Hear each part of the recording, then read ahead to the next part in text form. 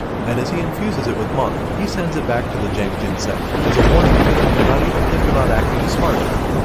Meanwhile, in the Jengjin sect, we see the sect leader having a chat with Lin Long, a disciple of the Kyushu sect.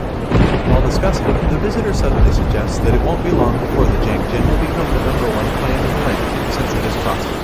Hearing this, the Jengjin leader, he too, jokes about how embarrassing it is that the Mo sect's Lukeo only just broke into the beginner's realm not too long ago.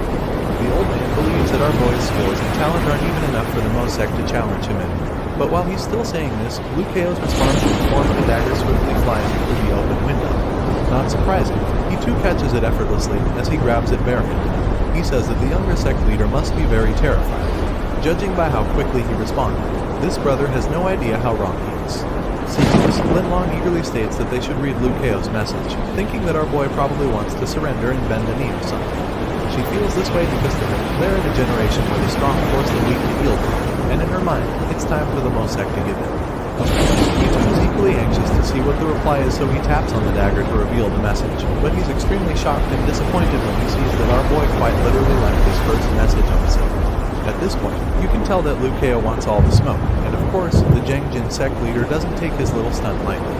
Lin Long is equally pissed off, feeling that our hero sees them as his subordinates or something. After building up all the rage in his body, he too finally lets it all out, feeling that the Mo sect leader is an arrogant brat with no manners. As you can expect from a cunning messenger, Lin Long fans the flames of his rage by telling the sect leader that Lukeo is overconfident in his ordinary skills. She then suggests that they teach the rude brat a lesson in a gathering of the 3 neighboring sects. Hearing this, he too admits that he was thinking the same thing. He also suggests that they should come up with a good plan to make our hero realize what it means to be strong. Time passes and the scene changes back to the Mo sect, where we see the sect leader having a private discussion with his sister. At the table, Dongli asks him if he'd like her to accompany him to the gathering of the 3 sects, which is in 3 days. However, he isn't interested in her offer, so he casually tells her that there's no need and continues to sip his tea. He says that people will think the Mo sect is weak when they see her, because she's still concealing her cultivation. Determined to tag along with her brother, she offers to conceal less and show a little bit more, but Lukeo insists that she stays at home obediently. All of a sudden, a gust of wind swooshes into the river, and while our boy notes that it's full of his ivy, Dongli is horrified, because she knows that it means Luobing has finally broken through. Because of this, she begins to wonder how her bratty disciple managed to break through this fast, and at the same time, she's very angry that Luobing didn't cultivate in seclusion for a few more years. The sect leader is shocked when he sees his sister grumbling about her main disciple, so he asks her if she doesn't like the student who just broke through. He's baffled by it because compared to his own main disciple's appearance, he feels that she should be more grateful. However, this statement makes Dongli so furious that she slams the table, shocking her brother in the process. Seeing Lukeo defend her disciple, she says that he's already fallen for her, so she decides that she's not going to allow it. As she pulls his cheek in a show of aggressive sibling love, the sect leader seems not to know what she's even talking about, and is more concerned with her letting go of his face so she doesn't reduce its value. While the brother and sister bicker, the scene changes, and we see a flashback of Luobing's life. Standing on a flower-themed stage, it appeared that some kind of auction was underway, and as the crowds cheered louder, her pain increased as well. The young lady recalls how back then, she used to fantasize a lot about the world in her storybooks. She wished for some young prince to descend from the sky and take her away from that place, but deep down she knew that it was just a fantasy. The bidding finally comes to an end, when someone at the back of the crowd offers a whopping 10,000 taels. Everyone present is shocked by this, and a very loud silence fills the room in an instant. As you can imagine, they're all curious to find out who would make such an enormous offer, and when they turn around, they see that it's none other than the handsome sect leader in their midst. The nobleman confidently repeats his offer, and confirms that he'll have the girl that's currently on auction. Lukeo's sister also came along with him, but her appearance is different, and as the 2 siblings march forward to meet the person everyone has been bidding on, the people in the crowd begin to murmur. They conclude that the sect leader must be an idiot with so much money to burn away, that he's actually willing to spend that much on the girl's first night. Even though he clearly looks intelligent, his latest decisions tells the people otherwise. But while they're all being sorry losers, the woman making the sale is more than delighted to present him with the young girl, telling him that he has good taste for buying her first night. Seeing Lukeo for the first time, Luobing admits that he looks quite decent but ultimately decides that he's no different than the other customers. However, he drops a bombshell when he reveals that the insane amount he offered isn't to buy the girl's first night, but in fact, it's meant to buy her.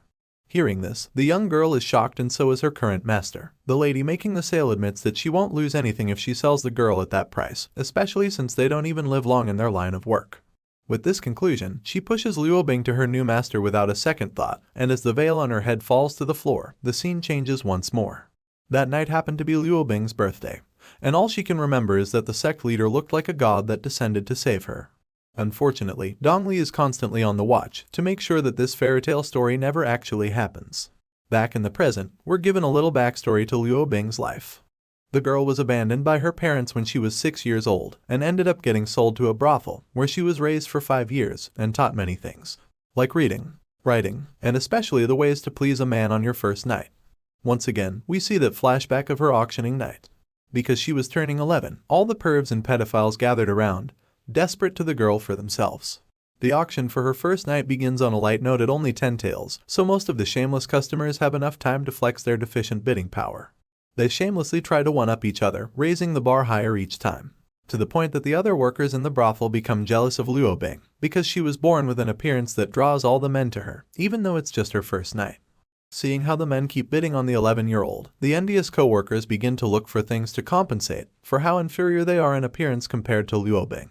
One of them produces a long list of skills she possesses, including arts, singing, and playing musical instruments. In her mind, she's superior to the little girl who she claims has nothing but a little bulge on her body. Meanwhile, the brothel mistress quickly takes Luo Bing to our boy and hands him her deed as well, assuring him that henceforth she belongs to him for life. The lady suggests that the young girl must have accumulated a lot of good fortune to have been bought by such a handsome savior. Seeing that the deal is almost sealed, the other girls in the brothel begin to wish that Lukeo would also take them with him, thinking that they might have stood a better chance if they were just a few years younger. The boss woman nudges Luo Bing, urging her to acknowledge her new master. But while the girl is thinking about the consequences of being bought by him, our boy rips up the deed and announces that she's a free person henceforth. Everyone in the hall is stunned to see this, and they all assume that the young lord must be an idiot, because he just ripped up a deed worth 10,000 taels. Luo Bing, on the other hand, doesn't see him as an idiot, because she instantly accepts him as her savior and vows to follow him from that day on, with or without a deed. After she decides this in her mind, the handsome hero gives her his hand and tells her that they should leave. Without hesitation, the newly freed girl reaches out to take his hand, but that's when Dongli suddenly gets in the way and offers to lead them instead. As they leave the place, Luo Bing sees a beautiful flower lantern outside and is instantly mesmerized by it. It's her first time seeing it because she never left the inn before, and as she reveals this, Dongli assures her that henceforth, she'll have many more beautiful things to look at. Although the elder must think she just said something to make the little girl anxious, she quickly finds out that Luo Bing has already feasted her eyes on what she considers the most beautiful thing in the world. It turns out that she's already infatuated with our hero, and from the way she looks at him, you can tell that he's truly the most beautiful thing to her.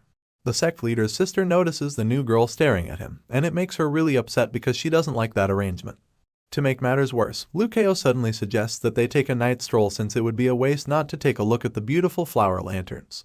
As you'd expect, the new girl instantly accepts the offer, but Dongli is even quicker to stand in between them during the stroll.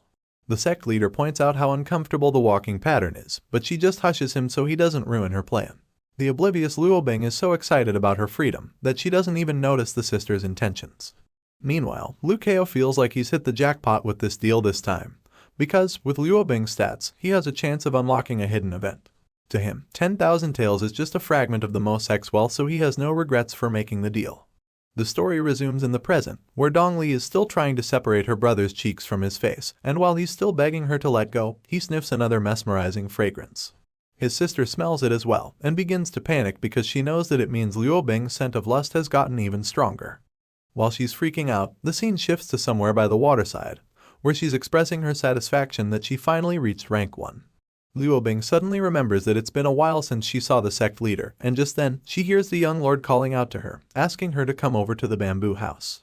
Like a love-struck fairy, Luo Bing takes flight, heading eagerly to meet the young lord, because she feels that he's just waiting for her. As she flies in the air, she thinks that this must be the original way of sending oneself to another's doorstep. Meanwhile, back home, we see the sect leader and his sister seated at the table once more while Hai Ting fills their cups. Dongli asks her brother if he's really made up his mind about the gathering of the sects. In response, he pleads with her to consider for his sake, but she doesn't seem to be interested in any of that, because she instantly snaps at him, and we quickly find out why she's so upset.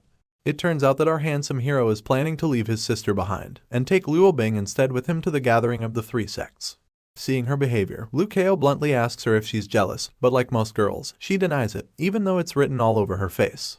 The nervous sister decides to calm herself down by gulping down the tea in a flash, leaving the cupbearer shocked to his bones.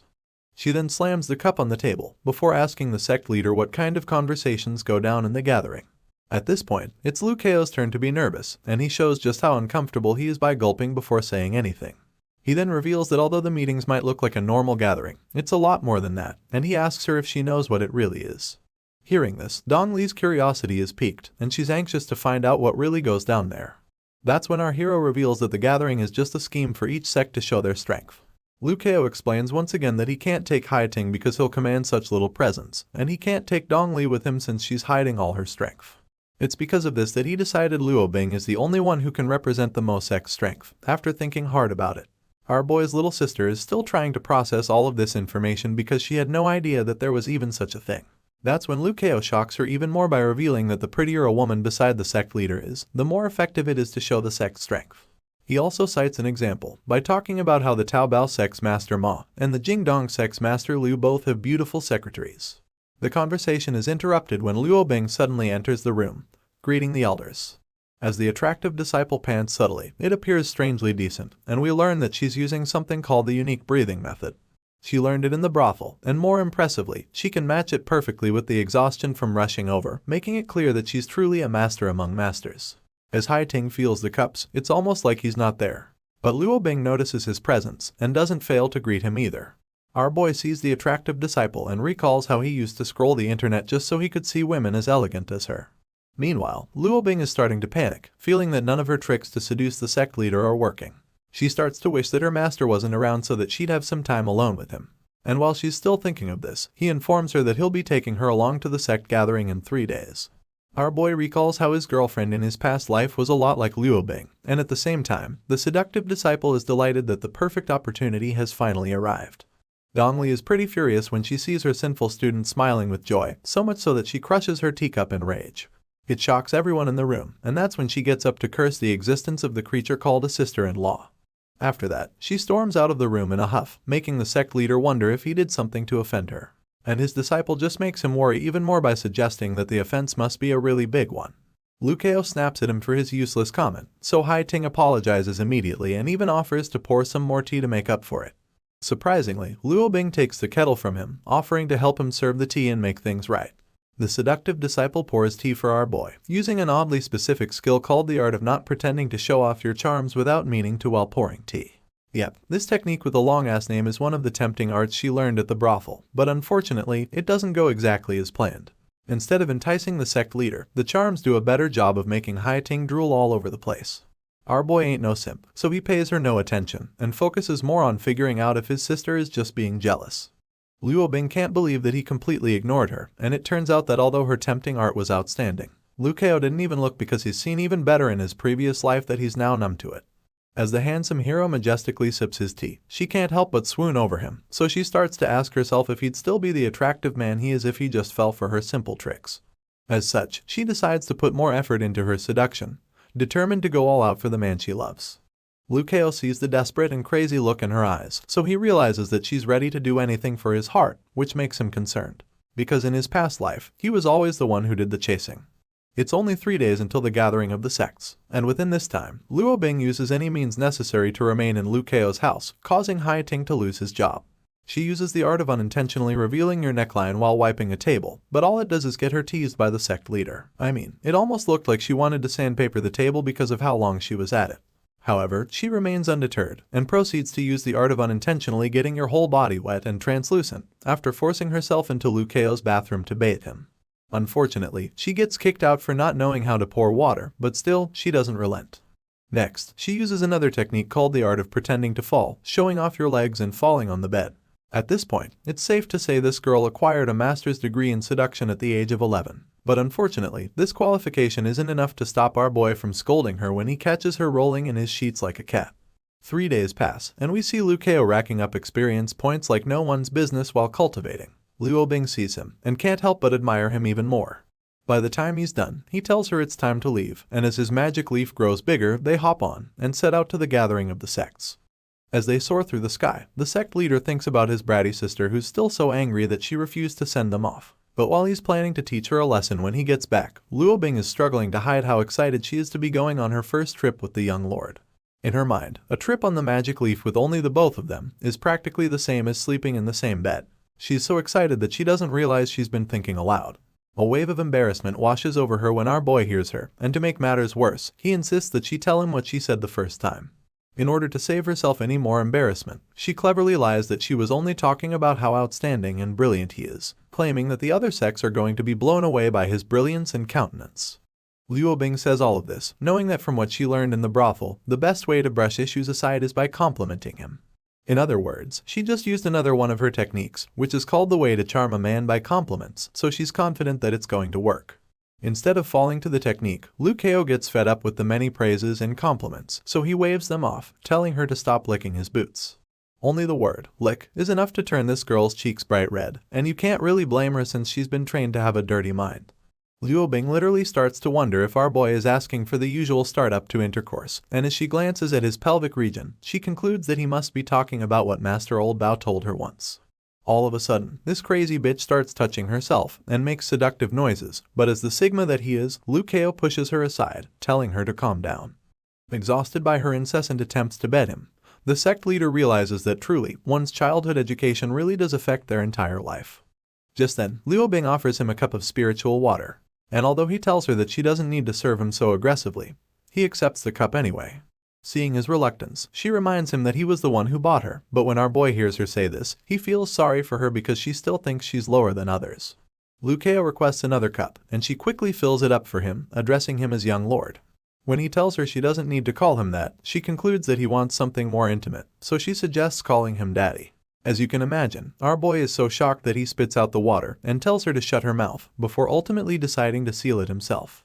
He thinks about how her orientation ruined her, but admits that men do love being a father. Soon enough, they arrive at the Gazing Mountains, the location for the gathering of sects, and when he sees it from the clouds, he informs his escort. When they land, the place is dead silent, so Liu Kao wonders if the others are trying to scare him away. While he's still thinking about this, Luo Bing points to the sky, revealing that someone very ugly is approaching them. And honestly, between the man and the woman on the flying carpet, the former has a pretty funny looking face. Seeing the duo, our handsome hero tells Luo Bing that they don't need to greet them, because he knows that they've only been sent to pick a fight. Once he says this, the disciple curses at the back of her mind, knowing that these guys have come to show their strength to the young lord. At this point, different thoughts are running through the minds of each one of them. Liu Kao initially planned to let his traveling buddy have a feel of the main character's strength, but seeing the look of things now, he decides that there's no need for that. At the same time, the funny-looking messenger with rabbit teeth reminds himself that he has to do well since his master trusted him with the job of scaring the sect leader. The lady who was sent by the master to assist Mr. Bunny Teeth also thinks about how she has to do well. With this in mind, the duo begin their intimidation tactics by revealing that they know Liu Kaoji and Luo Bing are from the Mo sect. But they're absolutely stunned when the handsome hero turns around to walk away, blatantly ignoring them. Our boy sighs, since he's not really in the mood, but at the same time, he activates the spiritual wind technique silently. Mr. Rabbit Teeth and his assistant are dumbfounded when they see him paying no attention to them. They both get offended because they don't understand what he's doing, especially since they're not done with their plans yet. Feeling offended, the rabbit guy asks his assistant what they should do, because he feels that Liu Kao is showing off first, so she simply suggests that they just carry out their second plan. In the blink of an eye, these two guys who were just trying to intimidate our boy suddenly politely introduce themselves. We find out that the funny-looking guy is actually Zhang Chu, while his assistant is Shen King. They both greet the sect leader, using the disgusting art of using their identities as his juniors, and acting politely so that he can't find any faults in them. In the middle of using this trick, Zhang Chu thinks about how it will only get harder for the young lord to find faults in them, as they act more politely. The assistant also feels this way, and believes that the only thing our boy can do in response is to wave off their courtesy despite being repulsed by their actions. Unfortunately, even after bowing their heads for more than a few seconds, the young lord just stands still without responding to them. The pretenders begin to panic all of a sudden because they don't understand why he isn't saying anything, and it makes them wonder if he's acting deaf. Eventually, the assistant suggests that they just get up, but when they try to, their bodies feel too heavy, and they realize that they can't even lift their heads, as if something is suppressing them. As they continue to struggle, a smirk appears on Liu Kao's face, revealing that he's using his power to control water whenever and wherever to teach them a lesson for trying to play tricks with him. Zhang and Shen continue to groan in agony, and after a while, the sect leader decides that they've had enough torture, so he releases them, causing them to fall shamefully like the clowns they are. Seeing this, Luo Bing concludes that it must be a breeze for the young lord to play with the pretenders using his divine power of water. But while she's still thinking about this, Zhang gets back up, claiming that he's not scared of Liu Keo's tricks. He then approaches the sect leader to suggest that they have a seat in the pavilion to talk, revealing that it's regarding the division of land, which his sect leader and Q Shuis have already discussed. While the messenger is still trying to make his point, he guesses that the rumors about Liu Keo's cultivation being low are true, and concludes that he'll be fine if he just follows him. Zhang informs the sect leader that the land has already been divided, but when he tries to tell him what little portion the Mo sect will get, the young lord brutally uses his water attribute to sever his leg in a very gory manner.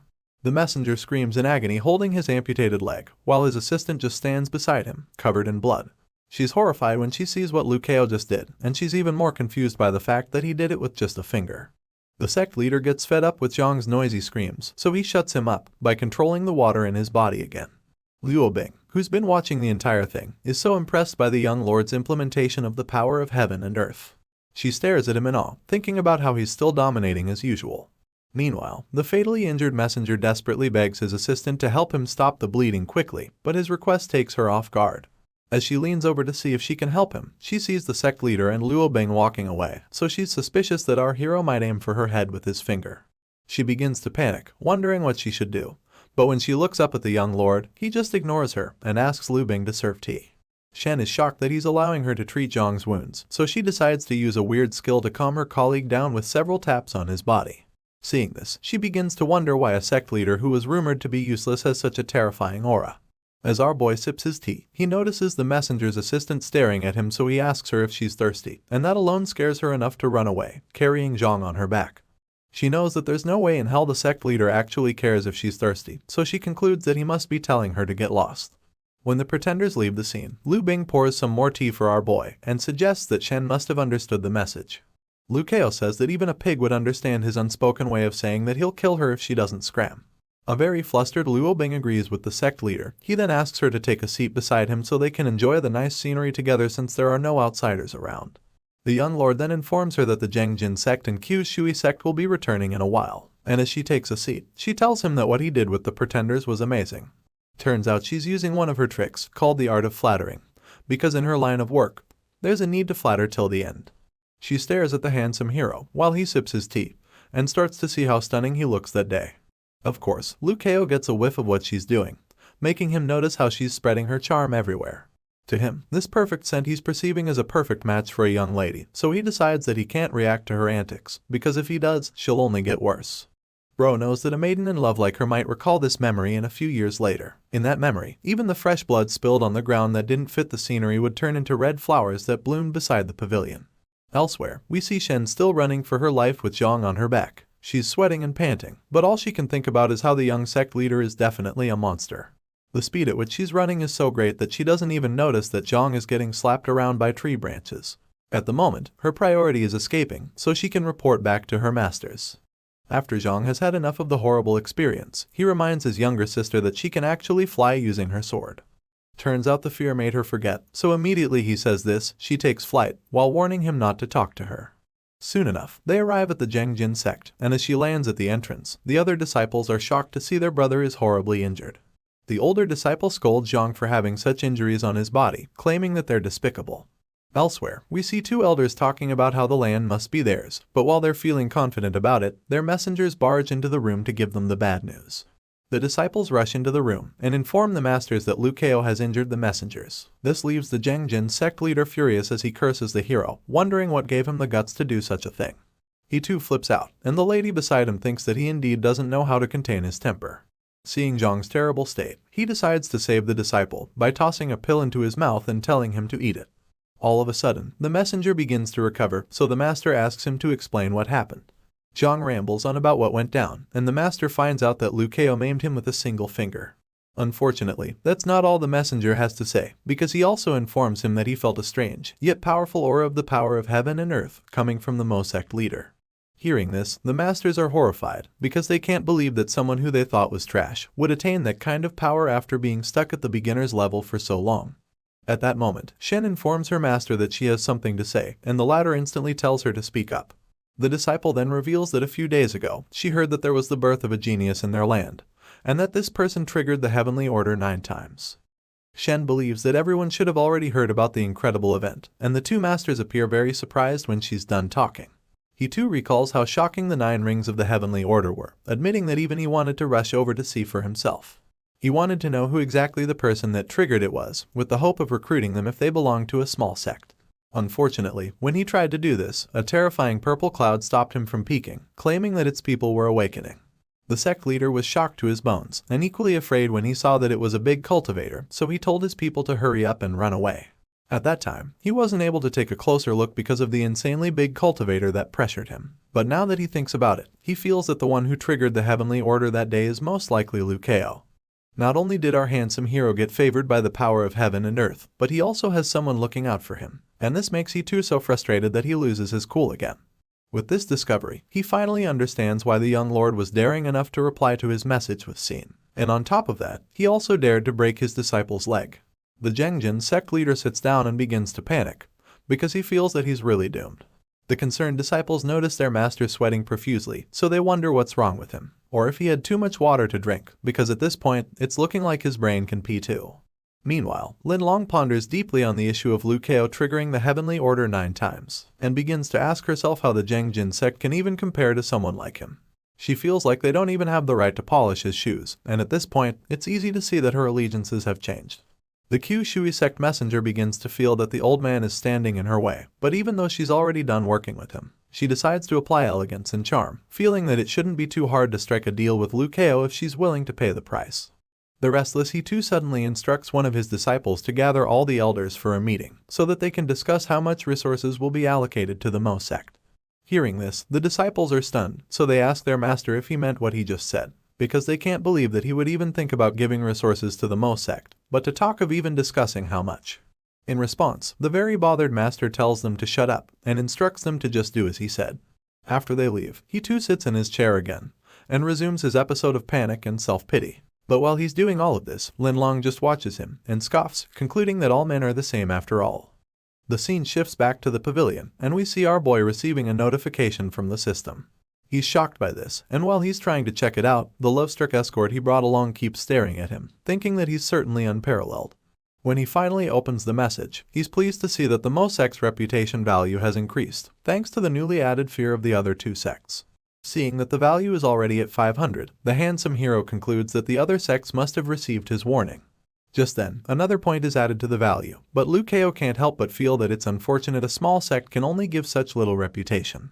Even after half a day, it only went up by a little, so he admits that torturing only the neighboring sects isn't enough. Liu Kao decides that he has to think of ways to catch better prey, and he thinks about all of this while still sipping his tea majestically. The handsome lord catches Luo Bing staring at him again, so he asks her if there are flowers on his face. The infatuated girl just nods mindlessly, making the sect leader even more perplexed. All of a sudden, she comes back to her senses, and a wave of embarrassment washes over her, so she finally answers him, saying that she just got distracted. Liu Kao is a bit ticked off by this, because he doesn't understand how the girl can get so flustered just because he asked her a question, and he begins to wonder if she can't even be a little more honest or direct. After getting scolded, Luo Bing thinks about how the young lord can never understand the feelings and cautiousness of people in lower positions, and that what he understands even less is the fact that some people cherish their love like a thief. Back in the Mo sect, a very grumpy Dong Li wonders what her brother and her sinful disciple are up to. Xiao seems to be busy in the background, and totally ignored by her master who's vowing to rip Liu Kao and Luo Bing apart if they dare to fool around with each other. Just then, she suddenly remembers that the actual reason her brother traveled was to discuss the division of land between the 3 sects. She scolds herself for not thinking about the more important matters, and sighs, wondering how the discussion is going. It's at this moment that she starts to wonder if sister-in-laws aren't friendly to younger sisters, and it turns out that she's probably talking about herself because she still doesn't like Luo Bing. Xiao interrupts her thoughts by asking if she's circulating her aura correctly. The master doesn't even turn around to look at her before telling her to do it again, and this leaves the little girl baffled. The disciple suddenly tells her master that she's a genius who can't possibly be wrong, so she asks if she can just stop circulating, because it's really exhausting to do it. However, Dong Li snaps at her and flicks her forehead while telling her that she should do it again. Xiao receives the scolding and continues circulating, even though she's pissed off that she keeps getting the hits when it's obvious that her master keeps getting distracted. This time, the little girl does it right, and Dongli is pleased to see that her closed-door disciple is living up to expectations. It's only been a few days, but Xiao has already mastered the way to circulate aura. The little girl sighs in exhaustion after successfully completing the assignment, and her master commends her with applause, stating that she has a lot of potential. Seeing that the master has finally acknowledged how well she circulates aura, Xiao tries to push her luck by asking if she can accompany the sect leader on trips just like Lu Bing. As you'd expect, Dongli is furious when she hears this, especially because she doesn't understand why all her disciples are trying to follow her brother. Xiao sees the strange look on her master's face and starts to wonder if she's angry. That's when Dongli remembers that she also stuck to her brother when she was a little girl. Realizing that she can't really blame them, she decides to calmly explain to her disciple why she can't go down the mountain. She tells the curious girl that it's because she's her closed-door disciple. Hearing this, Xiao asks her why closed-door disciples can't go down the mountain, so Dongli vaguely tells her that it's because there are no doors. Without skipping a beat, the girl goes to a corner and begins to memorize this false definition, making her tired master wonder why she always picks up the bad habits. Dongli thinks about how she just doesn't want Xiao to leave and cause any trouble because she's not yet skilled enough. But even at that, she begins to feel like she's being too hard on the girl. She decides to comfort her disciple, but when she approaches Xiao, the little girl gets on her feet and boldly claims that she now understands what the sect leader meant about living in seclusion. Dongli is horrified to hear this, so she quickly asks the girl what else her brother might have told her. In response, Xiao gives a little speech about how it's alright to live in seclusion, claiming that the most important thing is to let the people of the world know one thing in the future. The exhausted master asks her what it is, and she says that when the sleeping dragon wakes, it would ride up thousands of mountains. After hearing her disciple speak exactly like her brother, she charges at the little girl and grabs her, before saying that it's just better if she spends the rest of her life with her master. Xiao is horrified by this idea, but all of a sudden, someone appears in the sky riding a flying carpet. Dongli wonders if her brother is back, but when she sees the shape of the carpet, she concludes that the rider is someone from the Sword Sect. The Sword Sect is an extraordinary sect that utilizes swords, and in such a unique group, there are naturally levels. As such, their disciples are divided into 3 categories, which are the outer disciples, inner disciples, and the direct disciples. However, what Dongli doesn't understand is why they have to use silver swords. The one that arrived at the Mo sect is a direct disciple, which basically means that he's a direct disciple of one of the elders or even the sect leader, which further means that he has a high status. Dongli stares at the visitor with laser-sharp focus and guesses that he looks like he's in the 2nd rank of the Great Completion stage. She feels that, even if the guy is in the middle of the 3rd rank, she'll still be able to beat him in a fight. So she decides that she's going to test his strengths first, by hiding her cultivation to the beginning stage of 2nd rank, just to see how he reacts. Unfortunately, things aren't going according to plan, because the visitor just stands on his floating device and refuses to come down. Just then, he stomps his foot on the flying sword, which sends out several waves into the surroundings. Seeing this, Dongli concludes that he must be trying to use his sword's cry to ask why she hasn't come out to welcome a direct disciple of the powerful sword sect. After interpreting this, she begins to see the similarities between the stranger and her brother. But she admits that her brother's bragging is actually deserved, while the visitor's bragging just wants to make her beat him up. Even little Xiao wants to beat the guy up for mimicking the sect leader, which makes Dongli realize that they think the same way. She says that they've been so rude to the sword sect disciple, feigning remorse and suggesting that they go closer to him, since she won't have to go near him by herself anymore. Meanwhile, the sword sect's direct disciple, Chen Xiao, is getting pissed off that the Mo sect hasn't come out to welcome him even after he let out his sword's cry. This guest happens to be Yu Yue's direct disciple, closest friend, and #1 fan in the sect, so he feels that he deserves more respect than he's getting. Seeing how they're treating him, he decides to leave, deciding that he won't give out their cultivation materials this time, because of how impolite they are. However, before he can set off, our boy returns with Lu Bing, and the moment Chen sees her, his eyes pop out with lust. Because he never imagined that he would see such a beautiful snow lotus-like woman in this world. He also sees Lu Kao and knows that he's from the Mo sect, but when our boy sees the guest, he just ignores him in such an outstanding way that Chen is stunned. Feeling a bit intimidated, he decides to quickly recreate the gesture so he can look cool too. He does, and notices Luo Bing is looking at him, so he hurries closer to introduce himself. He then blocks their path, shocking Lu Kao, who's now wondering who the hell the guy is. Chen then reveals his identity as the disciple of the 2nd elder of the sword sect, and a cultivator who has reached 2nd rank great cultivation. After this long-ass introduction, Chen feels that the beautiful lady must now think highly of him. Bro even thinks that Lu Kao is an ordinary disciple, who he can intimidate with his shitty titles. Unfortunately for him, the handsome hero responds coldly with an uninterested nudge, before zooming off on his carpet. Chen is dumbfounded when he sees how they ignored him, so he decides that he can't let it slide. Determined to massage his ego, he follows them and blocks them again. He arrogantly asks our boy who he is, but this time, he uses his power to move the clouds apart till the blinding sunlight is in Chen's face. He then reveals that he's the Mo sect's leader, but the direct disciple still feels that he's superior to our boy, because the Mo sect is way below the sword sect in terms of rank. The visitor gets offended that Liu Kao thinks he's superior, and tries his best not to use the sword sect's reputation to pressure the hero. Chen informs our boy that he's come under the orders of his sect, and expresses his displeasure about the treatment he's received from Mo sect so far. He addresses the sect leader and calls him out for being rude, but Liu Kao is just surprised that he referred to him as a sect leader. When Chen repeats it, he asks him what his identity is, and then he tries to glorify his status of being a direct disciple. However, the handsome lord breaks it to him that a direct disciple is still just a disciple, and asks Chen if he's trying to teach him how to behave. Bro is shocked by this question, and begins to wonder if Liu Kao is a fool, because he knows that it's just a matter of time before he rises up as the sword sect's elder one day. Moreover, direct disciples like him have a better chance of entering the 5th rank to become great practitioners. Because of this, Chen wonders why Liu Kao isn't already sucking up to him, but while they're facing off in the sky, Dong Li watches from below and says that her brother is going to show off again. The direct disciple believes that the sect leader must have something up his sleeves to make him this bold, so he decides to seek it out by using his divine consciousness. Before he even starts, Liu Kao already knows that the brat is trying to check his cultivation, so he smiles and allows him to try. After a while, Chen sees that the sect leader's cultivation is at 1st rank, 5th heavenly layer. But our boy just smiles tauntingly when he hears this, before turning around to show the direct disciple how wrong he is. All of a sudden, the cultivation increases to the 6th heavenly layer, which shocks Chen. But before he can even process this, it goes up to the 7th heavenly layer. Seeing how shocked and confused the direct disciple is, Liu Kao then asks him what he thinks about his strength now.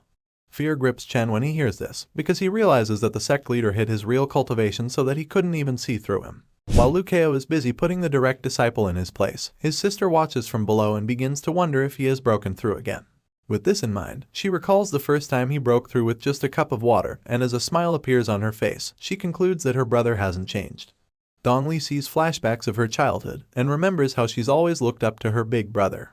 With a sense of pride, she admits that truly, no one in the world could compare to him. Back in the sky, our handsome hero thinks back to his past life, and remembers that this guy, Chen Zio, was actually pretty famous back then. The reason for this was simple: he was plot fodder from start to finish. It turns out that this direct disciple liked to brag a lot, and yet, he was never good at pretending. It wasn't even cool when he bragged, and all it did was just piss people off, until they eventually started to dislike him. On top of that, he's Yu Yue's #1 ass kisser and lackey. It wasn't like the swordsman enjoyed his company anyway, because Chen always found a way to get in trouble, because he knew he could depend on Yu Yue to save him. Regardless of how messy this direct disciple's characterization might be, Liu Kao admits that he's always able to push the overall plot to progress. So, in other words, he's the typical lousy teammate that drags everyone down. After considering all of this, and coming to this conclusion, the handsome hero asks himself if he's really willing to waste the hard-earned experience points he gathered for 20 years, just so he can put someone like Chen in his place. As you'd expect, he eventually decides that the direct disciple isn't worth it. The Tangshuan world is a game that is played based on how one manages their resources, so Liu Kao chooses to save up his experience points, to use for more important things like his sword intent. After deciding to keep his experience points, he settles on an easier way to teach Chen a lesson. A confident smirk appears on our boy's face because he knows that he must have shaken the arrogant visitor to his core already. Sure enough, the direct disciple is still in a state of shock, and since he actually came to give them money, the sect leader asks him to follow him. Bro doesn't really care about Chen, but he very much cares about getting the money his sect is supposed to receive. Hearing the order, the direct disciple obediently follows behind the young lord, and that's when he realizes that Liu Kao is riding the unique flying treasure tool that belongs to Master Ning. At first, he tries to convince himself that it's just an imitation, but after seeing the extremely high quality of the flying leaf boat, he suddenly remembers that his master Yu Yue and Elder Ning visited the mountain together. Chen's eyes widen in realization as he begins to recall a senior brother that Yu Yue talked about, and although he tries to convince himself that it can't be, the signs are just too glaring. At this point, the direct disciple starts to realize that his trip out of the mountains has given him a new task this time. Apart from the menial errands like distributing resources to lower sects that he usually handles, Chen concludes that his latest mission is to investigate this mysterious senior brother that his brother Yu Yue told him about. The dude remembers how the swordsman personally told him about someone that he views as a lifetime rival. He also told Chen that this person lives among the lower sects under the Sword Sect, and described the mysterious senior brother as his biggest rival in life. Chen also reveals that this discussion about a powerful rival ended many years ago when Yu Yue stopped talking about it. However, when the swordsman and Elder Ning returned from their trip, the talks resurfaced. In a flashback, we see Yu Yue telling Chen how the mysterious senior brother easily succeeded in acquiring the sword intent, while he had to work very hard to even do the same thing. The swordsman claims that he has to work even harder now, and this shocked the disciple greatly. After hearing all the things that Yu Yue said about the senior rival who is miles ahead in the art of sword intent, Chen decided that he had to investigate this insanely hyped senior brother as soon as possible. He eventually found out something after pestering the swordsman a lot, and it was the fact that this mysterious senior brother's location was in the south area of Qingzhuo, the Qinglong district. This district has 9 of the upper 100 sects, not to mention the other sects there. As Chen follows closely behind the sect leader, he begins to see the possibility that Liu Kao might be the mysterious senior brother. Regardless, he's determined to get to the bottom of the truth and find the identity of the rival so that he can finally be someone who shares the same little secret with Yu Yue. Chen gets excited just thinking about how close he can be with the swordsman, but then he notices Lu Bing staring at the young lord's butt. At the same time, she also assumes that the visitor is looking at her sect leader's backside weirdly, so she offers to help him block the view, which just leaves the hero shocked. When he finally processes what she just said, he turns around and promises to mince Chen to pieces if he dares to act recklessly. But this statement just causes Lu Bing to start having dirty thoughts. Our boy sees that her mind is in the gutter, so before she can even say the shit running through her mind, he tells her to shut up and threatens to throw her out of the sect if she says another word. After getting scolded, Lu Bing wonders how Chen could even think of something like that, because she's been secretly peeking at the young lord's body for years. The girl feels that no one should even think of stealing it from her. All of a sudden, a large creature with huge wings flies past them, and even almost sends them crashing. We see the rider pouring water on her face mid-air, and when Liu Kao sees her, he's bewildered because he identifies her as his master. Unfortunately, before he can get her attention, she zooms off and even rams Chen off his flying sword. As the huge bird flies away, the sect leader thinks that it's not yet time for them to meet again. But the fact that she has appeared in the district makes him sure that their paths will cross one day. Meanwhile, Dongli and her disciple watch everything from below, and the little girl says that she's willing to bet that Chen's head will land first. The master agrees with her, and sure enough, we suddenly see the direct disciple plummeting down with his head clearly ahead of his body. He eventually crashes to the ground, and while he's begging for someone to help him, the two ladies cheer in excitement, and even high-five, seeing that they guessed correctly. The scene shifts suddenly to the Zhengjin sect, where we see the elders holding a meeting. He too accuses the elders of evading the matter at hand, but he also tells them that there is no decision yet. So, once again, he asks them to decide how much resources they should give the Mo sect. Hearing this, one of the elders with a thick mustache reveals that he has a plan to get in Liu Kao's good side, and prevent them from losing too much even while they're giving their resources to the Mo sect. As you'd expect, the others are eager to hear what his brilliant plan is, so they urge him to speak up immediately. Unfortunately, when Mr. Mustache opens his mouth to reveal the plan, it doesn't seem so brilliant anymore because he suggests that they send the hero only little resources, and personally send some good-looking disciples as well. The other elders are disappointed when they hear this, and they even tell him to carry out the dangerous plan without getting them involved. Elsewhere, we see Lin Long and some of her disciples once again undermining the competence of men. She claims that there's no man who can't be dealt with by using the body, and she's ready to use 2 bodies for any man who surprises her. The master presents the females she has, and asks the elder to choose which one he would like for the intimate job. Just then, one of the girls volunteers to handle the job, claiming that she's great at deepening intimacy, especially since she's met the sect leader before. Hearing this, Lin Long is pissed off, because she feels like the damned bitch has never thought of giving her a chance to carry out such missions, even when she's the sect leader. She also doesn't feel that the girl can handle it, and says that she's just deceiving her master, which will eventually cause the downfall of their ancestors. Meanwhile, the disciple is almost completely certain that her master will choose her, but while she's eagerly awaiting confirmation, she notices a flying sword message flying toward them. Just by looking at the sword, the anxious disciple knows that it must be from one of her sect master's intimate friends in one of the middle 100 sects. However, she's confused as to why the message came to her, but while she's still trying to figure this out, the excited sect leader takes it from her, stating that it came at a great time. She opens the message, saying that her efforts to form a friendship with the sender weren't a waste, and then she informs the disciples that they'll be going to see Zhengjin's sect leader to discuss the matter with him.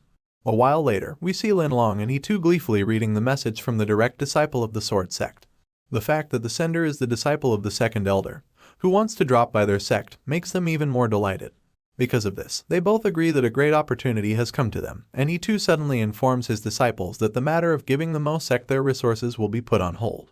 With a new sense of confidence, he instructs them to go out and find this direct disciple, using all the tricks at their disposal. At the same time, Linlong sends all her female disciples to also go out and find this person, telling them that they have to become intimate with him at all costs, and she even permits them to be forceful with him when necessary. Both sides acknowledge the orders from their respective masters, and the girls are particularly delighted about the opportunity that has presented itself to them, because they're all certain that they would rise in success if they're able to get the disciple to marry them. The thought of being an elder's wife in the future excites them, and they begin competing for the top choice. While some believe that they can tempt the man with their boobs and butts, others feel that hard work and skills will secure the target. The seductive ladies mock the others, saying that they're spouting nonsense, and when the male disciples see this, they get offended that the ladies think men are really that shallow. The male disciples call the girls out, claiming that they're misinformed, but the attractive ladies attempt to prove them wrong by trying to seduce them as well. Unfortunately for the leader of the Brotherhood, the ladies win the argument, because all the other guys are simps who just want to get laid any chance they get. While the Jengjin and Kyushui's sects are in a mess, the scene shifts and we catch up with the Mo sect, where there's also a little trouble. Lukeo finally lands, and while his sister and her disciple welcome him warmly, Chen Zio finally manages to pull his head out of the dirt. The direct disciple is furious at the Mo sect for treating him so poorly, but his rage suddenly disappears when he sees the two stunning ladies, Dong Li and Luo Bing, in all their glory. Bro is stunned to see that such a small sect has two Aphrodites, and the fact that they're both clinging to Lukeo makes him so mad. Chen tries to slap himself out of being jealous of the hero, reminding himself of all his pretty much useless titles.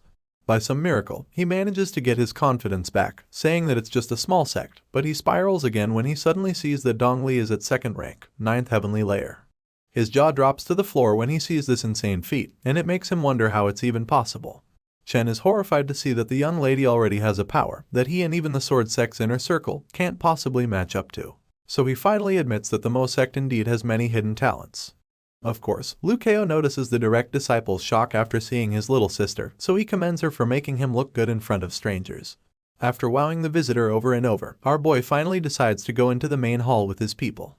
Looking at Chen, Lukeo decides that this is the best time to subdue the visitor, because he still needs to collect the money meant for the Mo sect. Dong Li politely welcomes the dazed guy inside, and thinks about how crazy it is to compare him with her brother. By the time Chen enters the place, he's even more astonished because the interior of the Mo sect looks a lot more extravagant than many of the middle-level sects he's visited. After beholding all of these impressive sightings, the direct disciple starts to think that Lukeo might actually be the mysterious senior rival that Yu Yue told him about. A while later, they all enter the hall and the handsome hero asks everyone to take their seats. As Chen sits down, Lu Bing appears behind him holding a teapot, so he realizes she'll be the one to pour his tea. He gets excited, thinking that he'll be able to smell her scent, so he closes his eyes in anticipation. However, he doesn't smell anything, so he opens his eyes again, and sees that the young lady is literally pouring his tea from 2 meters away. It shouldn't even be physically possible, but she manages to do it, and it earns her some dirty looks from the elders. Zio, on the other hand, is intrigued, and even wants to learn how she pours tea like that. Chen sighs in disappointment, but because he feels that she's so pure, he forces himself to believe that she treats other men the same way, just so that he doesn't overthink it. Unfortunately, he quickly finds out that he's wrong when he sees her practically gluing herself to Lukeo's body in an attempt to serve his tea. The visitor is traumatized by this, and he starts to wonder if all of his exaggerated titles mean nothing to her. His train of thought is interrupted when the sect leader suddenly coughs, so he feigns ignorance, pretending that he doesn't know what Lukeo is trying to say. Our boy gets pissed off when he sees that Chen still hasn't brought out the money, and he begins to wonder if the direct disciple is planning to keep pretending. Luo Bing reads the room, and then politely asks Chen why he stopped by their sect, so the guy decides that it's his opportunity to finally impress her. He clears his throat in a manly manner, before revealing that he's come to distribute resources for the sects under the Sword Sect. The direct disciple suddenly presents them with a floating golden ring in his palm, saying that it's the portion for the Mo sect which contains spiritual stones, herbs, and other refining materials. Hearing this, the young lord gets excited, knowing that he can finally make use of the skills he got from Auntie Ning. However, he acts so chill about it, and casually uses his power to take it out of Chen's palm. The direct disciple is once again astonished when he sees the power of heaven and earth, because he didn't even know that Lukeo awakened his attribute too. At this point, the guy is almost completely certain that the Mo sect leader is the mysterious senior brother he is looking for. In a flash, the handsome hero uses his divine consciousness to look into the portion of land, and sees how rich it is. Satisfied with it, he places the ring on his finger and accepts it, before asking the visitor about his other mission. The same way they receive benefits from the Sword Sect is the same way they're expected to show cooperation to the Sword Sect's disciples, and our boy is fully aware of this, so he asks Chen to speak up. The visitor reveals that his mission this time is about the demon cultivator's appearance, and this news leaves the ladies horrified. The equally disturbed sect leader suddenly slams the table with seriousness all over his face and asks Chen where it is. The direct disciple is shocked by his reaction, because while most are terrified when they hear such news, the hero actually wants to know about the demonic cultivator's location. However, he remembers that sword cultivators aren't afraid of fighting, so he admits that this is exactly the kind of courage they need now. You see, the demon cultivators aren't some sort of monsters that possess a higher realm of power, but normal humans who have forcefully injected themselves with the blood of the deviant beasts. As their blood got mixed with the deviant's beast blood, they became a lot stronger, but also began to crave the flesh of humans. Due to this barbaric practice, this entire process is known as demonic cultivation. The strongest factor within demonic cultivators is that they can control the deviant beasts to whom they are connected by blood, and this also helps to multiply their strength. As for the deviant beasts, they're different from the demonic race in the Tangshuan world, because they don't have much intellect. However, they enjoy fights and like blood a lot, as well as they love eating human beings. These beasts depend on eating others to grow stronger, so wherever a demon cultivator goes, there's sure to be devastation sooner or later. Because of this, the demon cultivators in the cultivation world are widely considered as unparalleled among their ranks. Therefore, unless there's a higher ranked genius cultivator around, most people aren't brave enough to face these deadly creatures. This is especially because this group of beasts isn't just strong. They grow stronger by eating more and can even rank up at any time, making a fight against them to be a suicide mission. All of these terrifying truths are the reasons why all the cultivation sects would tell their disciples to run if they ever came face to face with a demon cultivator, because they'd simply end up as their food. Chen reveals that from the information the sword sect has, the demon cultivator is at second rank, and apart from that, several deviant beasts are following it. Hearing this, Liu Keo is disappointed that the demon cultivator is weak, and not the one he had in mind. Chen notices this, and is surprised, but the sect leader suddenly starts to wonder if this beast can allow him to acquire more information about that guy. The hero suddenly keeps something in the visitor's hand, while offering to help if he needs it, but the direct disciple can't help but feel strange. He quickly shakes off the thought, before revealing that the sword sect has also discovered the demon cultivator's tracks, and asks Liu Keo to check it out with him. In truth, Chen just wants to bring the sect leader along so he can check his real strength, and confirm if he's the mysterious senior. Bro intends to kill two birds with one stone, because if it turns out that the sect leader isn't that strong, he can simply finish off the demon cultivator himself and regain his dignity. A notification about the demon cultivator's mission suddenly appears, and after accepting it, the handsome hero informs the visitor that he accepts his request as well, promising that he would accompany him to kill the enemy the following day. As the satisfied disciple leaves the hall, Liu Keo thinks about how arrogant he is. He believes that while the mountains are for the immortals, this place is run by the Mo sect, which means that anyone or anything that intends to start trouble would have to go through him. He's suddenly interrupted by his sister, who approaches him to ask how the meeting went. But then she notices Liu Bing standing close by like a bodyguard, and it pisses her off that she won't leave. Liu Keo just dodges the conversation by telling the sinful disciple to brief her master on what happened. Not surprisingly, Liu Bing starts telling the story, but it all ends up being a series of praises for the sect leader, which the hero enjoys, of course. Dongli doesn't seem to be interested in all of that, because she remembers the 1875th prediction concerning the other two neighboring sects. The young lord notices her mumbling, so he asks her what he's talking about, and that's when she reveals that she predicted thousands of ways the meeting could go. It turns out that the 1875th one is the one where Zhengjin sect and Q Shui sect won't come over to start trouble, so she just changes the topic, and asks if she can tag along to fight the demon cultivator. Even though Dongli knows how dangerous they are, she's ready to go anyway because she's worried about her brother. Sure enough, he notices this, and seems quite baffled that she's worried about him, but Dongli is just wondering why he hasn't responded to her request. She's so determined to go with him, that if he dares to say no, she's ready to pull out his ears in anger. After a strangely long pause, Liu Keo finally agrees to let her do as she likes, so she begins to jubilate. The hero knows that there's no use snatching a monster from her with the kind of personality she has. Besides, he also feels that he can use her as a last resort if it turns out that he's not stronger than Chen Xiao. Meanwhile, Liu Bing seems worried that her master and love interest are facing dangers ahead, so she decides that she's not going to sit still and watch. The disciple tries to approach the siblings and make her request, but before she can even ask to follow them, the overprotective territorial sister snaps at her, telling her that she can't come. Lu Bing tries to protest, but her master just intensifies her rage because she knows that the girl just wants to cling to her brother. The disciple is still finding it difficult to accept when Liu Kao pats her shoulder, calmly telling her that she can't come this time. He informs her that demon cultivators are scarier than she can imagine, and he even suggests that she might not be able to help with her current level, while her master just advises her to work hard on her cultivation. As the siblings leave, Lu Bing remembers that she can't catch up because of how insanely fast Liu Kao broke through. She fears that if the gap keeps growing wider, then she will truly be unable to help, and ultimately become a burden. Determined to prevent this from happening, she decides that she's going to work a lot harder so that she can stand beside the young lord and become someone important to him. Later that night, we see our boy cultivating again, and racking up experience points at an insane pace, but all of a sudden, he starts coughing out blood. He thinks about how other people's cultivation requires madness, money, or resources, while his own method is practically killing him. It's so bad that only meditating for a second made him bleed profusely. And while he's still catching his breath, the familiar spirit from the graveyard visits him. This takes him by surprise, but he follows her to find out what's going on. At the graveyard, he bluntly says that he can't give any blood essence at the moment, but the spirit just points to a house that he recognizes as Chen's place. By taking the shape of a knife and making crazy movements, the spirit suggests that the hero kills his visitor. However, the young lord finds such an act to be a bit extreme, but that's when the spirit explains that it's not what she's trying to say. After a while, Liu Kao finally understands that she's talking about the demon cultivator, but he's visibly horrified when he realizes that she wants its corpse. The spirit nods to confirm Liu Kao's interpretation, so the young lord asks her if she would like a complete corpse or not. In response, she takes the shape of a small man whose head blows up, and our boy deduces that she certainly doesn't want the head.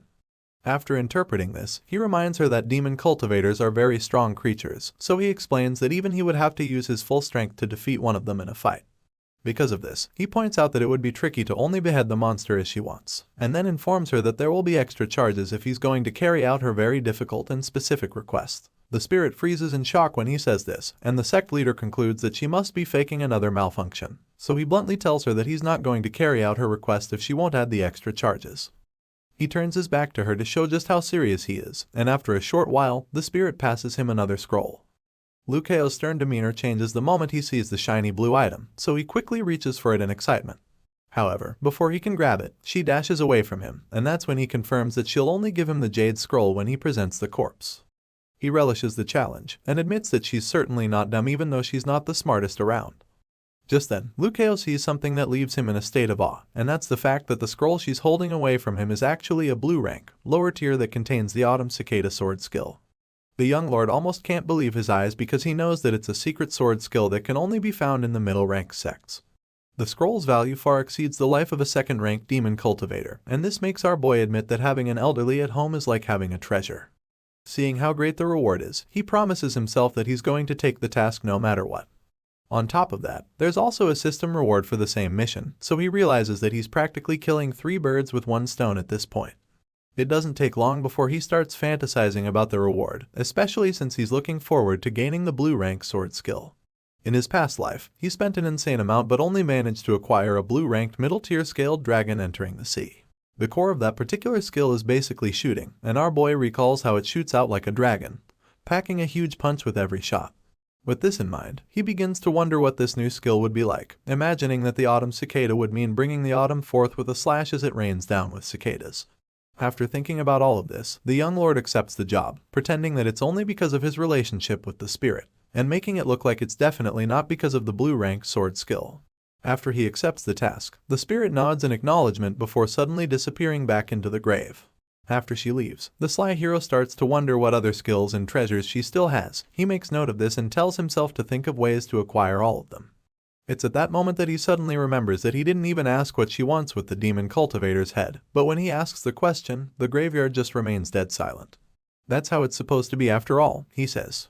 Either way, Liu Kao realizes that the spirit is now pretending to be deaf now that she's achieved her main goal, so he accepts his L, because he never thought the day would come when he would be used like a tool. The following morning, back in the Mo sect main residence, an eager Dongli goes to meet Liu Kao to remind him that it's time for them to set out. When she says this, he accuses her of speaking condescendingly to him so early in the morning, and suggests that she must want him to be on his way to death. In response, his little sister just bursts into laughter, claiming that she just wanted to know what it feels like to be the villain. The sect leader understands, and then reveals that he's also done preparing, so he asks her if she's also ready. Liu Kao's mouth says he's ready for the journey, but his creaking body says otherwise. Feeling very excited, Dong Li informs him that everything is ready, like items for brushing, sleeping, washing, secret weapons for enemies, and even escape puppets.